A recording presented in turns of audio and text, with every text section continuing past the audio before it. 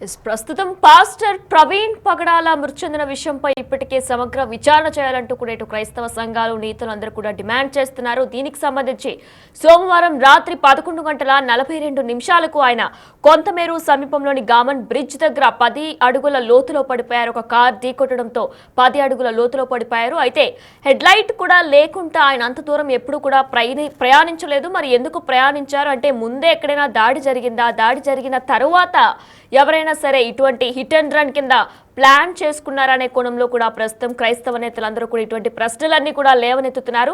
ఇక 5 వెహికల్స్ ఒకేసారి ఆయన్ని క్రాస్ చేయడంతో ఒక లారీ అడ్డు రావడంతో కూడా సీసీటీవీ ఫుటేజ్ కూడా స్పష్టంగా లేనందువలన ముందే ఎక్కడో దాడి జరిగింది. కొవ్వూరు టోల్ ప్లాజా దగ్గర కూడా చూసినట్లయితే ఆయనకి హెడ్ లైట్ లేదు అనే విజువల్ కూడా మనకి క్లియర్ గా కనిపిస్తుంది. అయితే హెడ్ లైట్ లేకుండా ఆయన ఎప్పుడు కూడా ట్రావెల్ చేయలేదు. అంటే ముందే ఎక్కడో ఇటువంటి దాడి జరిగి తర్వాత ఒకవేళ కనుక అక్కడే కనుక దాడి జరిగితే ఇది ఒక హత్యగానే స్పష్టత వస్తుంది అనే కోణంలో కూడా అక్కడ హెడ్ లైట్ పగలగొట్టి ఆయన్ను కొట్టిన తర్వాత కాస్త దూరం వచ్చిన తర్వాత ఒక కార్తో ఢీకొట్టే ప్రయత్నం చేసి దీన్ని ఒక మొత్తం హిట్ అండ్ రన్ కేసు కింద కూడా నమోదు చేసే ప్రయత్నం చేశారంటూ కూడా ఎన్నో ప్రశ్నలు లేవనెత్తుతున్నారు. ఇటు ప్రతి ఒక్కరు కూడా క్రైస్తవ నేతలు, క్రైస్తవ సంఘాలు, పెద్దలందరూ కూడా దీనికి సంబంధించిన బ్రేకింగ్ న్యూస్ మనం ఇప్పుడు చూస్తున్నాం. దీని గురించి మరింత అప్డేట్ ఇవ్వడానికి మా ప్రతినిధి శివశంకర్ లైవ్ లో అందిస్తారు. ఎస్ శివశంకర్, అయితే ఇప్పటికే అనేక డౌట్స్ కూడా వస్తున్నాయి. అయితే హెడ్ లైట్ కూడా పగిలింది, హెడ్ లైట్ లేకుండా ఆయన ఎప్పుడూ ప్రయాణించలేదంటూ కూడా ఇటు తనకు సంబంధించిన ప్రవీణ్ పగడాలకు సంబంధించిన పిఏ చెప్తున్నారు, కుటుంబ సభ్యులు కూడా చెప్పుకొస్తున్నారు. అయితే సమగ్ర విచారణ చేయాలంటూ కూడా వారంతా డిమాండ్ చేస్తున్నారు. అప్డేట్స్ ఏంటి?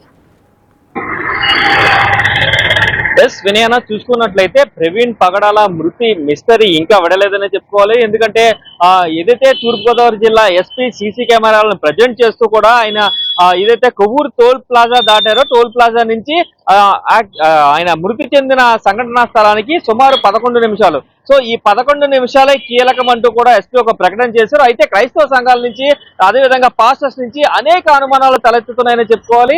అతని షర్ట్ పైన ఒక షూ మరక ఉన్నట్టుగా కూడా, అంటే కాలుతో తన్నినట్లుగా రక్తపు మరక ఉన్నట్టు ఉంది, ఆ షూకి సంబంధించిన మరక ఉందంటూ కూడా వారు అనుమానాలు వ్యక్తం చేస్తున్నారు. అదే ఫొటోస్ ని ఈ క్రిస్టియానిటీకి సంబంధించిన గ్రూప్స్, అదే పాస్టర్స్ గ్రూప్స్ లో అనేక మంది గ్రూప్స్ లో కానీ, సోషల్ మీడియా వేదిక కానీ మొత్తం అంతా కూడా సర్క్యులేట్ అవుతున్న పరిస్థితి కనిపిస్తుంది. అలాగే చూసుకున్నట్లయితే అతను ఏదైనా యాక్సిడెంట్ అయితే బైక్ మీద ఎలా పడుతుంది, ఒకవేళ అతనికి వెనకాల నుంచి ఒకవేళ కార్ ఢీ కొట్టిందని చెప్తున్నారు. ఒకవేళ కార్ ఢీ కొడితే కనుక ఆ బైక్ నుంచి అతను పడిపోతే కాళ్ళ మీద బైక్ పడాలి, కానీ పూర్తిగా ఆయన పడిపోయిన తర్వాత ఆయన మీద బైక్ ఎలా పడుతుందంటూ కూడా నిన్న బిగ్ టీవీ వేదికగానే విజయ్ ప్రసాద్ కూడా ప్రశ్నించిన పరిస్థితి కనిపిస్తుంది. ఇలా అనేక అనుమానాలు వ్యక్తం చేస్తున్నారు. దీనిపై చాలా సందేహాలు ఉన్నాయని చెప్తున్నారు. అయితే విజయవాడ నుంచి లైట్ లేకుండా, అంటే రాజమండ్రి వరకు సుమారు 120 కిలోమీటర్లు, 120 నుంచి 130 కిలోమీటర్ల సుదూర ప్రయాణం ఉందని తెలిసినప్పుడు రాత్రి వేళ 9:30 గంటలకు అతని భార్యకి నేను విజయవాడ నుంచి రాజమండ్రి వెళ్తున్నానని చెప్పి ప్రవీణ్ చెప్పినప్పుడు ఏదైతే చూసుకున్నట్లయితే ఇంత లాంగ్ డిస్టెన్స్ లైట్ లేకుండా ఎలా ప్రయాణం చేస్తారంటూ కూడా పలు ప్రశ్నలు ఉత్పన్నమవుతున్న పరిస్థితి కనిపిస్తుంది. అంటే లైట్ ని ముందే ఎక్కడైనా డ్యామేజ్ చేశారా, అతనిపై ముందే దాడి జరిగిందా, కొవ్వూరు టోల్ ప్లాజాకు వచ్చే ముందే దాడి చేసి తర్వాత ప్రవీణ్ పగడాలను విడిచిపెట్టారా? సో అక్కడి నుంచి ఆయన లైట్ లేకుండా వచ్చిన దృశ్యాలు కొవ్వూరు సీసీ కెమెరాలో మాత్రమే, అంటే కొవ్వూరు టోల్ ప్లాజా వద్దే రికార్డ్ అయినాయి. అయితే విజయవాడ నుంచి మధ్యలో 2 టోల్ ప్లాజాలు ఉన్నాయి. ఒకటి చూసుకున్నట్లయితే మనకి ఏదైతే హనుమాన్ జంక్షన్ వద్ద ఒక టోల్ ప్లాజా ఉంది, అదేవిధంగా ఎర్నగూడెం వద్ద ఇంకొక టోల్ ప్లాజా ఉంది. సో ఈ 2 టోల్ ప్లాజాల దగ్గర కూడా హెడ్ లైట్ ఉందా లేదంటే పూర్తిగా క్షుణ్ణంగా పరిశీలించాలి. ఈ దారి మధ్యలో ఉన్న సీసీ కెమెరాలని కూడా చెక్ చేయాలి. దారి మధ్యలో ఎక్కడైనా అటాక్ చేసి ఆ తర్వాత అతను విడిచిపెట్టారా? సో ఆ రక్తంతోనే ఆయన కంటిన్యూ డ్రైవ్ చేసుకుంటూ రాజమండ్రి వచ్చిన తర్వాత ఎవరికైనా చెప్దామని చెప్పి ఆయన అలా కంటిన్యూ చేసుకుంటూ వస్తున్నప్పుడు వెనకాల నుంచి హిట్ అండ్ రన్ కింద దీన్ని క్రియేట్ చేసే ఒక ప్లాన్ చేశారా అనే పలు అనుమానాలు వ్యక్తం అవుతున్నాయి. ఈరోజు చూసుకున్నట్లయితే కేఏపాల్ కూడా దీన్ని హత్య అంటున్నారు.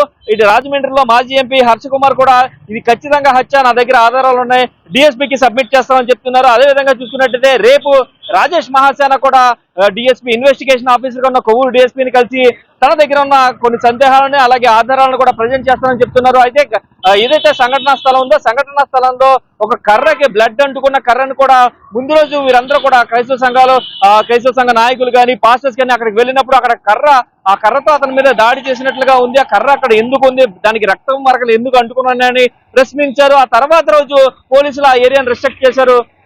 ముందుగానే దీని మీద అనుమానాలు ఉన్నాయని చెప్తున్నప్పటికీ ముందు రోజు ఆ ఏరియాని ఎందుకు రిస్ట్రిక్ట్ చేయలేదు, ఇలాంటి అనేకమైన ప్రశ్నలు క్రైస్తవ సంఘ నాయకుల నుంచి అలాగే పాస్టర్స్ నుంచి కూడా పెద్ద ఎత్తున వెలువెత్తుతున్నాయి. ఈ నేపథ్యంలోనే ఏపీ రాష్ట్ర ప్రభుత్వం కూడా స్పందించింది. చూసుకున్నట్లయితే ముఖ్యమంత్రి చంద్రబాబు నాయుడు నేరుగా డీజీపీకి ఫోన్ చేసి డీజీపీతో మాట్లాడి దీనిపై సమగ్ర విచారణ జరపాలి. ఒకవేళ యాక్సిడెంట్ అయితే ఓకే, కానీ యాక్సిడెంట్ కాకుండా వేరే ఏదైనా కోణం ఉంటే ఖచ్చితంగా బయట పెట్టాలంటూ కూడా చెప్పిన పరిస్థితి కనిపిస్తున్నాయి. ఆ వెంటనే చూసుకున్నట్లయితే హోమ్ మినిస్టర్ అనిత దీనిపై స్పందించారు. నేరుగా తూర్పుగోదావరి జిల్లా ఎస్పీ నరసింహ కిషోర్ కి ఫోన్ చేసి అసలు దీనిపై ఏం జరిగింది ఏంటని విషయం ఆరా తీశారు. అదేవిధంగా పూర్తి స్థాయి సమగ్ర విచారణ జరపాలంటూ కూడా ఆదేశాలు ఇచ్చిన పరిస్థితి కనిపిస్తుంది.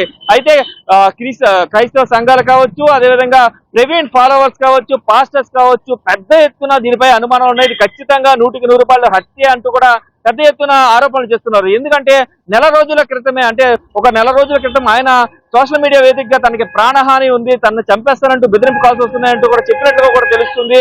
అయితే అంత దూరం లాంగ్ జర్నీ చేసేటప్పుడు హెడ్లైట్ లేకుండా ఎందుకు చేస్తారు? సో దీనికి ముందున్న 2 టోల్ ప్లాజాలకి సంబంధించి విజయవాడ నుంచి అంటే విజయవాడ సిటీలోంచి వచ్చారు కాబట్టి సో విజయవాడ సిటీలో ఉన్న ఆ ట్రాఫిక్ కి సంబంధించి ఏదైతే సీసీ కెమెరాస్ ఉంటాయో అవన్నీ కూడా బయటకు తీయాలి. మొత్తం విజయవాడ నుంచి రాజమండ్రి వరకు జర్నీ అంతా బయటకు తీయకుండా కేవలం 11 నిమిషాల కీలకమని ఎస్పీ ఎలా చెప్తారంటూ కూడా ఈ క్రైస్తవ సంఘ నాయకులు కానీ లేదంటే పాస్టర్స్ కానీ ఫాలోవర్స్ కానీ ప్రశ్నిస్తున్న పరిస్థితి కనిపిస్తున్నాయి. కేవలం అక్కడి నుంచి ఇక్కడికి వచ్చే మధ్యలోనే అటాక్ జరిగింది అని మీరు ఎలా కన్ఫర్మ్ చేస్తారు? సో ముందుగానే ఇలాగా ఏదైనా అటాక్ జరిగిందా? అక్కడి నుంచి ఆయన తప్పించుకుని వస్తున్నారా, లేదా వాళ్లే వదిలేసి వస్తుంటే వెనక నుంచి కార్తో ఢీ కొట్టారా అనే కోణంలో కూడా ఎంక్వైరీ చేయాలంటూ కూడా వారు ప్రధానంగా డిమాండ్ చేస్తున్న పరిస్థితులు కనిపిస్తున్నాయి. అయితే ఎవరి దగ్గర ఆధారాలు ఉన్నా కూడా ఇన్వెస్టిగేషన్ ఆఫీసర్ డిఎస్పీ కొవ్వూరు కాబట్టి ఆ డిఎస్పీ కొవ్వూరు అతనికి సబ్మిట్ చేయాలి ఎవరి దగ్గరైనా ఏదైనా ఆధారాలు ఉంటే అంటూ కూడా ఎస్పీ పిలుపునిచ్చిన నేపథ్యంలో రేపు రాజేష్ మహాసేన కూడా కొవ్వూరు రానున్నారు. కొవ్వూరు వచ్చి అతని దగ్గర ఉన్న ఆధారాలని డిఎస్పీకి కూడా అందజేయనున్నారు. ఈ నేపథ్యంలో చూసుకున్నట్లయితే పెద్ద ఎత్తున అనుమానాలు వెలువెత్తుతున్న సమయంలో ఖచ్చితంగా న్యాయం జరగాలి. పోస్ట్ మార్టం రిపోర్ట్ అయితే ఇంకా రాలేదు. పోస్ట్ మార్టం సంబంధించి ఆ పోస్ట్ మార్టంలో ఏం తేలింది, పోస్ట్ మార్టంలో రిపోర్ట్ వచ్చిన తర్వాత ఒక కార్యాచరణ ప్లాన్ చేసుకుని దీనిపై ఒకవేళ జస్టిస్ జరగకపోతే కనుక న్యాయం జరిగే వరకు కూడా క్రైస్తవ సంఘాలన్నీ పోరాడతాయంటూ కూడా ఇప్పటికే చెప్తున్న పరిస్థితి కనిపిస్తున్నాయి. నాయన right Shankar, thank you. Yes, Pagadala Praveen మృతి కేసులో ఇప్పటికే బిగ్ డౌట్ అంటూ కూడా క్రైస్తవ నేతలు, క్రైస్తవ సంఘాలన్నీ కూడా ప్రశ్నలు లేవనెత్తుతున్నాయి. ఇప్పటి వరకు కారు యాక్సిడెంట్ గానే అనుమానాలు వ్యక్తమవుతున్నాయి. కానీ తెరపైకి కొత్త డౌట్లు, కుట్ర కోణాలు కూడా ప్రవీణ్ ను రెడ్ కార్ ఢీ కొట్టి వెళ్ళినట్లుగా కూడా ఇప్పటి వరకు కూడా అనుమానం వ్యక్తం చేశారు. అయితే అంతకు ముందే ప్రవీణ్ పై దాడి జరిగిందా, మొదటి దాడి చేసిన తర్వాత మళ్ళీ బైక్ పై వెళ్ళిపోమన్నారా, ఆ తరువాత రోడ్ యాక్సిడెంట్ గా క్రియేట్ చేసే ప్రయత్నం చేశారా, పక్కా ప్లాన్ ప్రకారమే వెనక నుంచి ఢీ కొట్టారా అంటూ కూడా ఎన్నో ప్రశ్నలు లేవనెత్తుతున్నారు ఇటు క్రైస్తవ నేతలందరూ కూడా. ఇక హిట్ అండ్ రన్ గా చిత్రీకరించేలా స్కెచ్ వేసినట్లు కూడా తెలుస్తుంది. ఇక ఇవే అనుమానాలు వ్యక్తం చేస్తున్నాయి క్రైస్తవ సంఘాలన్నీ కూడా. ఇక ఈ కోణంలో దర్యాప్తు చేయాలంటూ కూడా డిమాండ్ చేస్తున్నాయి. అయితే క్రైస్తవ సంఘాలు, క్రైస్తవ నేతలు, ఆయన అభిమానులు ఏదైతే మాట్లాడారో ఇప్పుడు ఒకసారి మనం చూద్దాం. వాళ్ళు మాట్లాడిన బైట్స్ అన్ని కూడా మనం చూసే ముందు ఒకసారి మనం చూసుకున్నట్లయితే ఏదైతే ఇప్పటి వరకు కూడా కార్ యాక్సిడెంట్ గానే అనుమానాలు వ్యక్తమవుతున్నట్లు కూడా తెలుస్తుంది. కానీ అయితే 5 వెహికల్స్ ప్రస్తుతం ప్రవీణ్ పగడాల క్రాస్ చేస్తున్నప్పుడు కూడా క్రాస్ చేసే మెయిన్ గా రెడ్ కార్ ఒకటి ఆయన్ని హిట్ చేసి వెళ్ళిపోయినట్లుగా కూడా తెలుస్తుంది. అయితే ఎవరో ముందే హెడ్ లైట్ పగలగొట్టి ఆయనపై దాడి చేసి వెళ్ళిపోమని చెప్పి తరువాత ఈ హిట్ అండ్ రన్ కింద కూడా ప్లాన్ చేసినట్లు కూడా తెలుస్తుంది. ఇక దీనిపై మరింత అప్డేట్ ఇవ్వడానికి మా ప్రతినిధి సాగర్ లైవ్ లో సిద్ధంగా ఉన్నారు. ఎస్ సాగర్, అయితే ఇప్పటికే చూసుకున్నట్లయితే ఎన్నో డౌట్స్ కూడా క్రైస్తవ సంఘాలన్నీ కూడా లేవనెత్తుతున్నాయి. హిట్ అండ్ రన్ కేసుగా కావాలనే వీళ్ళు ప్లాన్ ప్రకారం చేశారు, ముందే హెడ్ లైట్ పగలగొట్టి తర్వాత ఆయనపై దాడి చేసే ప్రయత్నం కూడా చేశారంటూ కూడా ఇటు క్రైస్తవ నేతలందరూ కూడా ప్రశ్నలు లేవనెత్తుతున్నారు. డీటెయిల్స్ ఏంటి?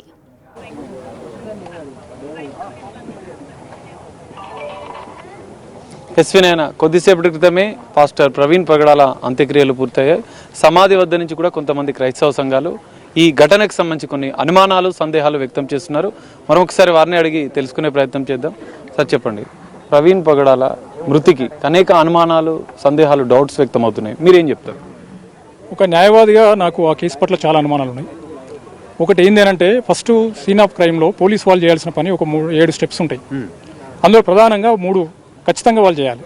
ఒకటి ఏంటంటే ఒక నేరానికి సంబంధించినటువంటి సమాచారము ఒక ఆఫీసర్కి వచ్చినప్పుడు ఆ నేరానికి సంబంధించినటువంటి స్థలం ఏదైతే పరిమితి ఉందో దాని చుట్టూ బౌండరీ వేయాలి. రెండవది ఏంటంటే ఆ నేరంలో జరిగినటువంటి సందర్భంలో ఒకవేళ డెడ్ బాడీని కనుక వీళ్ళు కనుగొంటే ఆ డెడ్ బాడీకి సంబంధించినటువంటి స్కెచ్ మ్యాపింగ్ చేయాలి. అంటే ఆ డెడ్ బాడీ తల ఎక్కడుంది, కాళ్ళు ఎక్కడుంది, చేతులు ఏ దిశలో ఉన్నాయి, ఆ డెడ్ బాడీ సరౌండింగ్లో ఇంకేమన్నా అనుమానాస్పదమైనటువంటి వ్యక్తులు ఉన్నాయా, ఉదాహరణ దువ్వెన పడ్డదా, లేకపోతే దస్తి పడ్డదా, ఎక్కడ రాడు ఉందా, కత్తి ఉందా అనేటువంటి చూడాల్సినటువంటి అవసరం ఉంటుంది. మూడోది ఏంటంటే డాక్యుమెంట్కి సంబంధించినటువంటి డాక్యుమెంట్ చేయాలంటే ఫోటోగ్రఫీ, వీడియోగ్రఫీ చేయాలి.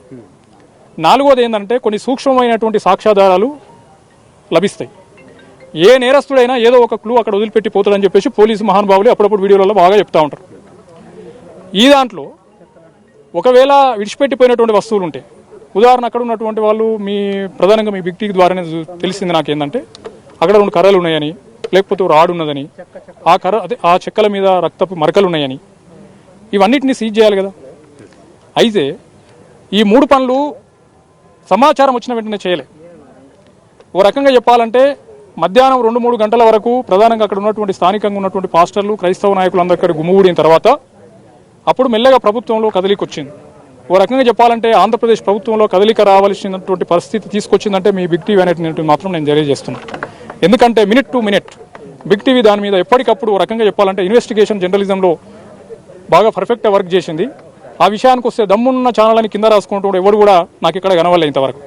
కాబట్టి బిగ్ టీవీ చేసినటువంటి ఇన్వెస్టిగేషన్ జర్నలిజం, నేను ఒక అడ్వకేట్ను, ప్రధానంగా నేను పత్రిక ఎడిటర్ను, కాబట్టి మిమ్మల్ని అప్రిషియేట్ చేస్తున్నాను. అయితే ఆ మరుసటి రోజు మధ్యాహ్నం నుంచి మొదలైనటువంటి క్రైస్తవ సంఘాల ఒత్తిడితోటి తలొగ్గినటువంటి అధికారులు లేదా ప్రభుత్వము అప్పుడు సీన్లోకి పోయినటువంటి మేము అన్ని రకాల కోణాల నుంచి పరిశీలన చేస్తామని మాట్లాడాను.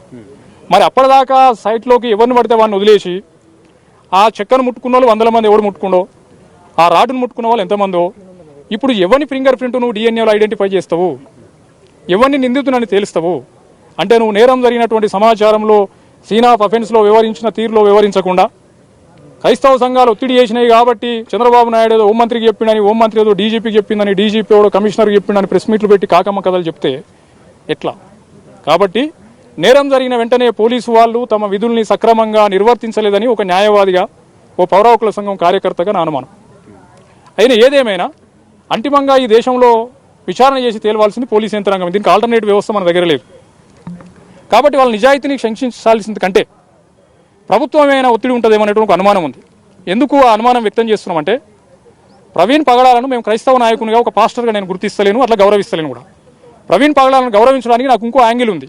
యాంగిల్ ఏంటంటే ఆయన ఈ దేశంలో సనాతన ధర్మం పేరు మీద అన్యాయానికి గురైనటువంటి బడుగు బతుకుల కోసం మాట్లాడినటువంటి వీరుడు. ఆయన క్రైస్తవ సమాజం ముందు క్రైస్తవ వేదికల మీద శివాజీ మహారాజుకు సంబంధించినటువంటి చరిత్ర అని చెప్పాడు. అంటే ఒక బహుజన రాజు చరిత్రను వివరించినటువంటి మునగాడు. బహుశా విలియం కేరీ తర్వాత భారతదేశ క్రైస్తవ చరిత్రలో ఆ ప్రయోగం చేసిన వాడు అంత గడుసునోడు నాకు ఇంతవరకు ఎవడు కనవాలి. కాబట్టి ఈయన ఈ బడుగు వర్గాల చరిత్రను బయటకు తెస్తున్నాడు. సనాతన ధర్మం సంబంధించినటువంటి అనేకమైనటువంటి అందులో దాగి ఉన్నటువంటి ఘోరాలను, నేరాలను బయట ప్రపంచానికి తెలియజేస్తుండు. కాబట్టి ఆయనను ఈ మనువాద శక్తులు టార్గెట్ చేసినాయి అనేటువంటిది నాకు అనుమానం. అయితే ఈ మనువాద భయంకరమైనటువంటి చరిత్రను బయటకు తెస్తున్నటువంటి ప్రవీణ్ పగడాల, సనాతన ధర్మం పేరు మీద జరిగిన అక్రమాలను బయటకు తెస్తున్నటువంటి ప్రవీణ్ పగడాల ఇక్కడ చనిపోయిన వ్యక్తి, సనాతన ధర్మం జోలికి వస్తే మీ తాట తీస్తా అని చెప్పినటువంటి వాడు అక్కడ ఆంధ్రప్రదేశ్లో డిప్యూటీ ముఖ్యమంత్రి. ఇది అసలు వైరుధ్యం. మరి సనాతన జోలికి వస్తే తాట తీస్తున్నటువంటి పరిపాలన ఉన్నటువంటి ప్రభుత్వంలో సనాతన ధర్మాన్ని నడి రోడ్డు మీద నిలబెట్టినటువంటి, బహిరంగంగా బట్టలు ఇడిపించి నిలబెట్టినటువంటి ప్రవీణ్ అన్నకు న్యాయం జరుగుతుందా అనేటువంటి అనుమానం మాత్రమే మాకుంది. అయినా మొదట అంటే యాక్సిడెంట్ గా అని చెప్తున్నారు, కొన్ని అనుమానాలు హిట్ అండ్ రన్ గా కూడా చిత్రీకరించే ప్రయత్నం చేస్తున్నారన్న కొన్ని సందేహాలు, అనుమానాలు కూడా వ్యక్తం అవుతున్నాయి. దానికి సంబంధించి ఏం చెప్తారు? అయితే నేనేమంటున్నా అంటే ఒక హిట్ అండ్ రన్ కూడా మీరు చూస్తే ఇవాళ ఈ రాజ్యం అంటే ఇప్పుడు ప్రస్తుతం మనుగడలో ఉన్నటువంటి రాజ్యానికి సహజంగానే ఒక 4 శక్తులు వాళ్ళ శత్రువులు ప్రకటించారు. ఒక శత్రువులు ఈ దేశంలో కమ్యూనిస్టులు, ఒక శత్రువులు ఈ దేశంలో అంబేద్కరిస్టులు, ఇంకో శత్రువులు ముస్లింలు, ఇంకో శత్రువులు క్రైస్తవులు అన్నారు. అంటే వాళ్ళ దృష్టిలో ఏంది, ఇక్కడ ముస్లింలంతా పాకిస్తాన్ వాళ్ళు, క్రైస్తవులంతా బ్రిటిష్ వాళ్ళు, కమ్యూనిస్టులంతా చైనా వాళ్ళు, అంబేద్కర్ వాదులు అంటే ఈ దేశానికి ద్రోహులు అనేటువంటి పద్ధతిలో వాళ్ళు ఇంతకాలం వాళ్ళ ఆర్గ్యుమెంట్ను వినిపించుకుంటూ వచ్చిండ్రు. అయితే అందులో భాగంగానే వాళ్ళు 2 రకాల హత్యలు చేస్తున్నారు ఈ దేశంలో. ఇవాళ ఛత్తీస్గఢ్లో నక్సలిజం కోసం లేదా కమ్యూనిజం జెండా కింద మాట్లాడేటువంటి వాళ్ళను మొత్తం సాయుధ దళాలను పంపించేసి ఎన్కౌంటర్లు చేసి ఒకవైపు ఉత్సవాలు చేస్తున్నారు. నేను అడిగేది ఏంటంటే, ఓకే మీ రాజ్యాంగానికి వ్యతిరేకంగా ఉన్నటువంటి నక్సలైట్లను కాలి చంపడం ఒక కోణం అయితే, చంపిన తర్వాత ఉత్సవాలు చేసినటువంటి సంఘటన మనం ఫస్ట్ టైం చూస్తున్నాం. సనాతన ధర్మంలో కానీ భారతదేశంలో కానీ ఒక సాంప్రదాయం ఉంది. ఒక మనిషి చనిపోయిన తర్వాత కనీసం కండోలెన్స్ ప్రకటిస్తాం. అది మానవత్వం.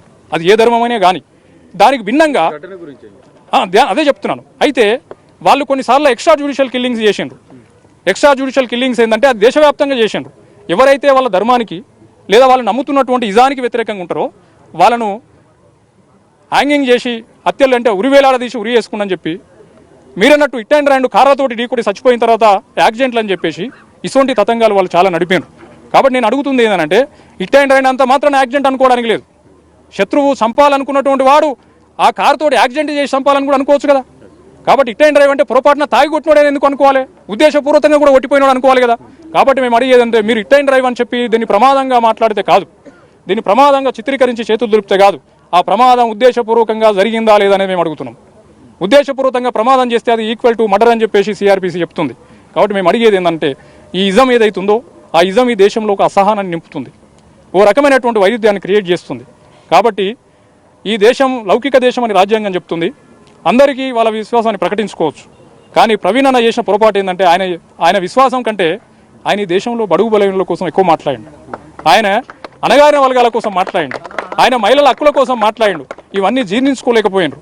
ఒక రకంగా చెప్పాలంటే అడవిలో ఉన్న నక్సలైట్ ఎంత వాళ్ళకి థ్రెట్ అయిండో బహిరంగ వేదికలో ఉన్నటువంటి ప్రవీణ్ కూడా ఇప్పుడు వాళ్ళకు థ్రెట్ అయిపోయాడు.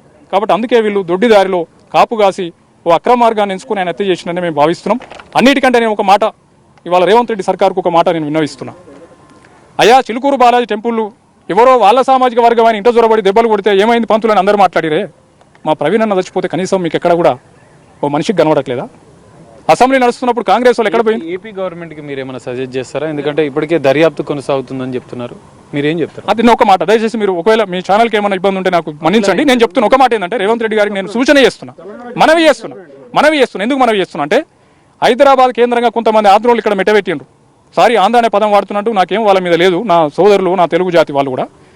ఆంధ్ర నుంచి వచ్చినటువంటి కొంతమంది దొంగలు ఇక్కడ యూట్యూబ్ ఛానల్ పెట్టి తెల్లారు లేస్తే ఒక విశ్వాసం మీద, ఒక దేవునిగా భావిస్తున్న మీద, ఆ దేవునికి తల్లి అయినటువంటి ఆమె మీద విచ్చలవిడి భాష వాడుతూ ఉన్నారు, ఇష్టం వచ్చిన తమ్మునేలు పెడతా ఉన్నారు. దాని ద్వారా మత విద్వేషాలు రెచ్చిపోవా? కాబట్టి డక్కన్ ప్రాంతంలో ఎప్పుడు కూడా మత విద్వేషాలకు తావులేదు. నిజాం స్టేట్ ఇది. నిజాం స్టేట్ 3వ నిజాం సికిందర్ షా హైదరాబాద్లో సీతారామన్ గుడి కట్టించాడు, అదే సీతారాం బాగంటం. ఇటువంటి ప్రాంతం మీద ఈ దొంగలు యూట్యూబ్ ఛానల్ పెట్టి బతుకు తెరువు కోసం ఇష్టం వచ్చినట్టు యేసుక్రీస్తు మీద మరియ మీద ఇష్టం వచ్చినట్టు భాష మాట్లాడితే ఏం చేస్తుంది ప్రభుత్వం? కాబట్టి దాని మీద చర్య తీసుకోవాలని మేము వినవి చేస్తున్నాం. ఎందుకంటే ఇలాంటి ఇన్సిడెంట్ జరగదు, ఎవరికి జరగదు, నాట్ ఓన్లీ క్రిస్టియన్, హిందువులకైనా ముస్లింలకైనా క్రైస్తవులకైనా జరగొద్దంటే ఈ బతుకు తెరువు కోసం బద్మాష్ ఆట ఆడుతున్నటువంటి యూట్యూబ్ ఛానల్ ఎవరైతే ఉందో మత విశ్వాసాలు రెచ్చగొట్టను వాళ్ళ మీద చర్యలు తీసుకోవాలి. రెండు ఆంధ్రప్రదేశ్ ప్రభుత్వానికి కూడా నేను ఒక మాట ఏం చెప్తున్నంటే చంద్రబాబు నాయుడు ఎంతో కొంత అక్కడెక్కడో కొంత బ్యాలెన్స్ అవుతాడు సెక్యులరిజం మీద.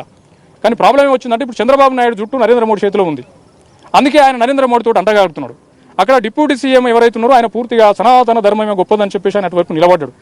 కాబట్టి మేము అడుగుతుంది ఈ సిట్ ఏదైతే ఇప్పటిదాకా మా అడ్వకేట్ మిత్రుడు డిమాండ్ చేసినట్టు సిబిసిఐడి ఎంక్వైరీ చేయాల్సిన అవసరం ఉన్నది. దీనికి తోడు ఈ నేరంలో జరుగుతున్న పరిశోధన ప్రతి కాపీ టు కాపీ జ్యుడిషియల్ రివ్యూకు దాన్ని పంపాలి. అంటే ఒక మెజిస్ట్రేట్ సమక్షంలో ఆ రోజు ఏం రికార్డు చేసిండ్రు, ఏ సాక్షిని విచారణ చేసిండ్రో అది ఎప్పటికప్పుడు 24 గంటల లోపల మెజిస్ట్రేట్ ముందు ప్రవేశపెట్టాలి. అంటే కోర్టు పరిధిలో కోర్టు పర్యవేక్షణలో విచారణ జరిగితే మాత్రమే ప్రవీణ్ పగడాల గారికి న్యాయం జరుగుతుంది. మేమందరం కూడా కొంత ఆలోచించడానికి అవకాశం ఉంటుంది. కానీ అది చేయకపోతే మాత్రం ఆంధ్ర సర్కార్ ఏదైతుందో సన్నాయి నొక్కులు నొక్కుతా అంటే కాదు, ఖచ్చితంగా జ్యుడిషియల్ పరిధిలో మెజిస్ట్రేట్ పరిధిలో ఖచ్చితంగా మెజిస్ట్రేట్ పర్యవేక్షణలో మాత్రమే ఈ కేసును విచారణ చేయమని తెలియజేస్తున్నాం. ఇంకొకటి ఏంటంటే క్రైస్తవ సమాజాన్ని నేను పిలిపిస్తున్నా. నేను ఒక పౌర హక్కుల సంఘానికి సంబంధించినోడిని, నేను దళిత హక్కుల కోసం మాట్లాడుతున్నాను. దయచేసి మీరు ఓట్లేసే యంత్రాలుగా మారకండి. మీరు అంబేద్కర్ కాన్షిరామ్ మాటలో ఏకంగా అండి. ఎందుకంటే ఇవాళ ఎవడూ మీ దగ్గర రాలేదు. సికింద్రాబాదు ఎమ్మెల్యే సీట్ ఇవ్వాలన్నప్పుడు ప్రతి పార్టీ ఆలోచిస్తుంది ఏమని, ఇక్కడ క్రైస్తవుల ఓట్లు ఎక్కువ కాబట్టి క్రైస్తవుడు భావజాలానికి అనుకూలంగా ఉన్నాం చూసి ఇస్తాయి. ముక్కు తెలియని జయసుధను సికింద్రాబాద్ ప్రజలు ఓట్లేసి గెలిపించారు, ఎందుకు మా క్రైస్తవురాలని. కానీ ఇవాళ ప్రవీణ్ అన్న అంత్యక్రియలు సికింద్రాబాద్లో జరిగితే ఒక పార్టీ కూడా ఇటెంకలను కన్నెత్తి చూడలేదు. అంటే అర్థం ఏంటంటే మనల్ని ఓట్లు వేసే యంత్రాలుగా మాత్రమే రాజకీయాలు చూస్తున్నాయి. కాబట్టి ఖచ్చితంగా క్రైస్తవ సమాజం నేను పిలిపిస్తున్నా, మీరు ఖచ్చితంగా సమాజంలో రాజకీయంగా ఏకీకరణ కావాలి, మీ హక్కుల కోసం మీరు ముందుకు రావాలని చెప్పేసి తెలియజేస్తా ఉన్నాను. అన్న మీరు ఏం చెప్తారు? రండి ముందుకు రండి. చెప్పండి సార్, ఏం చెప్తారు? కొన్ని అనుమానాలు, కొన్ని డౌట్స్ వ్యక్తం అవుతున్నాయి కదా. ఏపీ గవర్నమెంట్ గురించి first of all thank you so much అండి బిగ్ టీవీ. అసలు ఎక్కడ మీడియాలో ఎక్కడ ఈ యొక్క ఇంత పెద్ద ఘోరం జరిగినా ఎక్కడ టెలికాస్ట్ కానీ లైవ్ టెలికాస్ట్ కానీ ఏమీ లేదు. చిన్న వాళ్ళకి చిన్న ఇన్ఫ్లుయర్స్కి కూడా చాలామంది ఇంటర్వ్యూలు ఇచ్చి పబ్లిసిటీ ఇది చేసేస్తున్నారు. కానీ ఒక ప్రజల గురించి సత్యవాక్యం యథార్థంగా ప్రకటించిన వ్యక్తి చివరిగా గతి ఇదే పరిస్థితి లోకంలోని. ఉన్నట్టుగా వాక్యం మాట్లాడితే ప్రతి ఒక్కరికి ఎక్కడో తగులుతుందండి. అందులోని మత పిచ్చి మత బోధకులు ఉన్న వాళ్ళకి ఎక్కడో ఖచ్చితంగా తగులుతుంది. దాని యొక్క ప్రతిఫలంగా ఇప్పుడు ఇంత ఘోరంగా ఇలా అన్యాయంగా జరిగిపోయింది. ఎక్కడ ఒక మీడియాలో కానీ ఎక్కడ ఒక ఇది లేదు బాధ. ఎక్కడంటే ఇదే ప్రాబ్లం. ఇప్పుడు ఇంత జరిగినా సరే, ఇంత పెద్ద ఘర్షణ బయట జరిగినా సరే ఒక్క మీరు తప్ప ఇంకెవరు రావట్లేదు. అసలు ఎందుకు ఇలా జరుగుతుందో అసలు తెలియడం లేదు. ఇప్పుడు నెక్స్ట్ ఏపీలో మొన్న లడ్డు విషయంలో కానీ దాని విషయంలో కానీ అంత ఘోరంగా అంత వచ్చింది ఆ పబ్లిసిటీ కానీ దీని విషయంలో ఎందుకు అసలు ఇంత రావడం లేదు. ముందుకి ఇంకా దీని గురించి ముందుకు తీసుకెళ్లి ప్రశ్నించే యొక్క ఇది ప్రతి ఒక్కరికి రావాలని ఆశిస్తున్నాను సార్. అండ్ ప్రవీణ్ గారు అంటే మృతి అనేది యాక్సిడెంటా లేకపోతే ఇంకేదైనా చంపబడ్డారా అన్న కోణంలో కొన్ని డౌట్స్ వ్యక్తం అవుతున్నాయి. మీరేం చెప్తారు దాన్ని?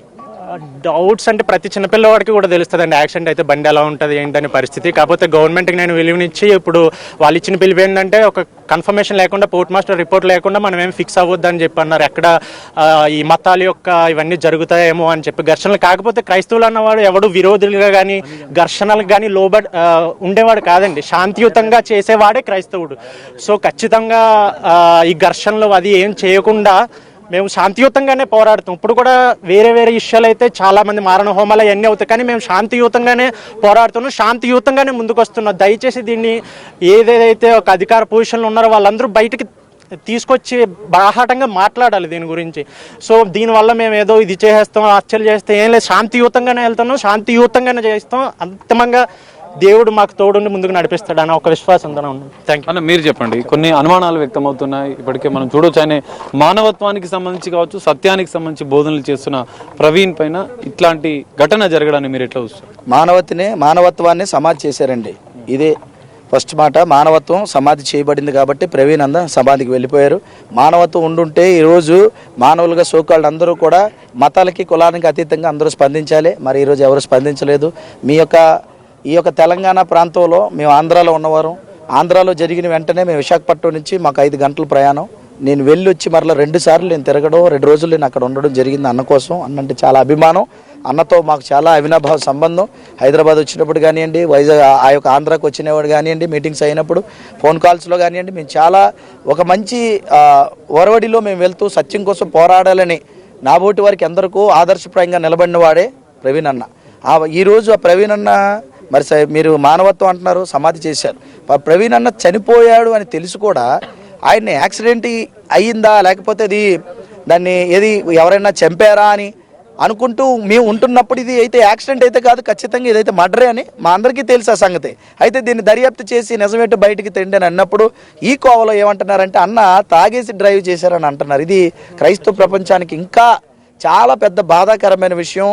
ఇప్పుడే బాధల్లో ఉంటే ఇంకా మరొక బాధాకరమైన మాటను మాట్లాడడం మేము సహించలేకపోతున్నాం దీన్ని. అలాగే పోస్టులు పెట్టి దాని మీద ఎద్దేవో చేయడం నిజంగా ఇందాక అన్న చెప్పినట్టుగా ఎవరో కొంతమంది ఈ బద్మాసిగాళ్ళు ఎవడైతే ఉన్నాడో యూట్యూబ్ ఛానళ్ళు పెట్టి దాని మీద అదే పనిగా క్రైస్తవుల మీద హేట్రేట్ బాగా క్రియేట్ చేసి క్రైస్తవులు ఈ దేశాల్లో ఉండకూడదు, లేదంటే ఈ క్రైస్తవులు అనే వారితో మనకు పెద్ద ప్రమాదం, మత మార్పులు జరుగుతున్నాయి, మత మార్పులు చేస్తున్నారని ఈ భయంకర ధోరణి వారి మీద తీసుకొస్తే దాని మీద ఫైట్ చేశాడు ప్రవీణ్ అన్న. మత హక్కు ప్రతి ఒక్కడికి ఉంది, ఎవడు ఏ మతాన్ని అవలంబించవచ్చు అని చెప్పినోడే ప్రవీణ్ అన్న. ఇలా మీరు అన్నట్టుగా దళితుల కోసం పోరాడాడు, మరి ఆడవారికి స్వేచ్ఛ కావాలని పోరాడాడు అన్న. మానవతా విలువలను నిలబెడుతూనే, మానవతా విలువల కోసం పోరాడుతూనే క్రైస్తవ సమాజాన్ని నిలబెట్టాలని చాలా ఆరాటపడ్డాడు ఆయన. ఇది వారు జీర్ణించుకోలేకపోయారు. ఎప్పటి నుంచో ఆయనకి థ్రెట్ ఉందని ఆయన నోట్లోనే చాలాసార్లు మీరు విన్నారు, ఆయన నోటి మాటలోనే ప్రసంగాల్లోనే. అయినా సరే ప్రతి ఒక్కరూ మనవారి అనుకుని మంచితనంతో ఆయన చేసిన ప్రయాణాన్ని పసిగట్టి గమనించి వెంటాడి ఆయన మాత్రం హతమార్చారన్నది మాత్రం మేము నమ్ముతున్నాం. దాన్ని ప్రభుత్వాలు దాన్ని ఖచ్చితంగా నిజ నిర్ధారణ చేసి, ఇప్పుడు ఇంకా పోస్ట్ మార్టం రిపోర్ట్ ఇవ్వలేదు, మరి అన్న వాళ్ళు అడిగినట్టుగా దీని మీద ఒక సిట్ వేయాలి, ఖచ్చితంగా దీని మీద ఒక ఎంక్వైరీ చేయాలి. మరలా తెలంగాణ ప్రభుత్వం కూడా దీంట్లోకి రంగంలోకి దిగాలి. ఎందుకంటే ఆంధ్రాలో జరిగింది కదని వదిలేయడానికి వీలు లేదు. ఆయన తెలంగాణ వాసి, ఆయన ఇక్కడ పుట్టి ఇక్కడ పెరిగినోడు, దూరం నుంచి వచ్చినా ఇక్కడ స్థిరపడినోడు. ఓకే, ఇక్కడ పుట్టకపోయినా మరి అనుకుంటాను అన్న ఇక్కడ పుట్టలేదు అనుకుంటా, ఎస్ దూరం నుంచి వచ్చి ఇక్కడ స్థిరపడినా అన్న ఇక్కడ వాసి కాబట్టి ఇక్కడ ప్రభుత్వాలు కూడా స్పందించాలి. మీరు అన్నట్టుగా ఎక్కడో అక్కడ బాలాజీ టెంపుల్లో ఒక పూజారికి చిన్న ఇష్యూ జరిగిన వెంటనే అందరూ వచ్చేసారు, ఎవరో బెదిరించారని వాళ్ళని జైల్లో పెట్టేశారు, ప్రవీణ్ అన్నని చంపేశారు. మరి వాళ్ళ కోసం ఎందుకు స్పందించలేకపోతున్నారు? మా మీద వివక్ష చూపిస్తున్నారా? మేమేం చేసామని? ప్రవీణ్ అన్న ఒక ప్రభుత్వానికి వ్యతిరేకంగా పనిచేసినోడు కాదే, ప్రభుత్వాన్ని దూషించినోడు కాదే, ఏ నాయకుడికి వ్యతిరేక కాదు, ఏ పార్టీకి వ్యతిరేక కాదే. ఆయన సమాజంలో జరుగుతున్నటువంటి ఏవైతే అసాంఘిక కార్యక్రమాలు ఉంటాయి వాటికి వ్యతిరేకి, వాటిని ఖండించాడు, వాటి మీద పోరాటం చేశాడు. అది వారికి నచ్చలేదు.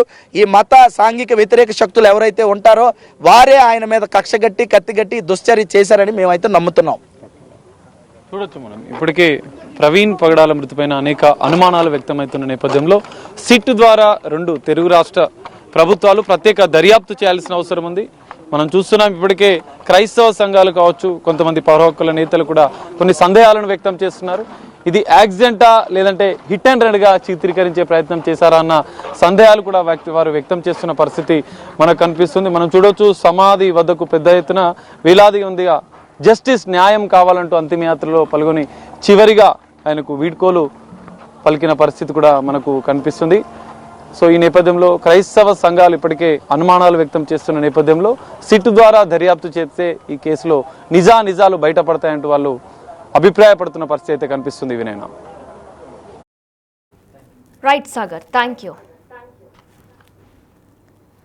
ఎస్, ఇప్పటికే పగడాల ప్రవీణ్ మృతి కేసులో బిగ్ డౌట్స్ అంటూ కూడా క్రైస్తవ నేతలు, క్రైస్తవ సంఘాలన్నీ కూడా ఎన్నో అనుమానాలు వ్యక్తం చేస్తున్నాయి. ఇక దీనికి సంబంధించి కూడా సమగ్ర విచారణ చేయాలంటూ కూడా వారంతా డిమాండ్ చేస్తున్నారు. బండి వెళ్తున్నప్పుడు హెడ్ లైట్ పగిలిపోయి అంత దారుణంగా ఆయన ఎప్పుడూ ప్రయాణించలేదు. హెడ్ లైట్ చూసుకొని ట్రావెల్ చేస్తారు తప్ప హెడ్ లైట్ లేకుండా ఆయన ఎక్కడికి కూడా ప్రయాణించలేదంటూ కూడా ఇటు కుటుంబ సభ్యులు కానివ్వచ్చు, ఆయన పిఏ కావచ్చు కూడా చెప్పుకొచ్చారు. ఇక దీనికి సంబంధించి క్రైస్తవ నేతలు మరికొంతమంది ఆయన ఫాలోవర్స్ కూడా మాట్లాడారు. వారు కూడా కొన్ని క్వశ్చన్స్ రేస్ చేశారు. అవేం రేస్ చేశారు ఇప్పుడు ఒకసారి మనం బిగ్ టీవీ లైవ్ లో అవి కూడా చూద్దాం. ప్రాంతాన్ని బట్టి విలువ ఉంటుందా? ఎవరు చెప్పాడండి? ఇప్పుడు ఫర్ ఎగ్జాంపుల్ మొన్న ఒక దగ్గర అటాక్స్ జరిగాయి సోకాల్డ్ రిలేషన్స్ మీద, ఎంతమంది వరకు వచ్చినారండి? ఇక్కడ మనిషి ప్రాణం పోతే దిక్కులేదా అండి? ఆ సీన్ ఆఫ్ ఎవిడెన్స్ ఉంది, ఎక్కడ పోయిందండి? ప్రొటెక్షన్ ఎక్కడ పోయింది? Where are the clue streams? అంటే ఒక అన్నోన్ పర్సన్ చనిపోయాడని చెప్పేసి ఆల్మోస్ట్ ఒక 4 to 5 hours తర్వాత ఆ మనిషి బాడీని ఐడెంటిఫై చేస్తే మినిమం అక్కడ ఉన్నటువంటి ఎవిడెన్సెస్ని కలెక్ట్ చేసే తెలియలేదా? 2 టోల్ గేట్స్ అని చెప్పేసి అన్నారు. ఈయన హైదరాబాద్ నుంచి రాజమండ్రి దాకా పోయారు.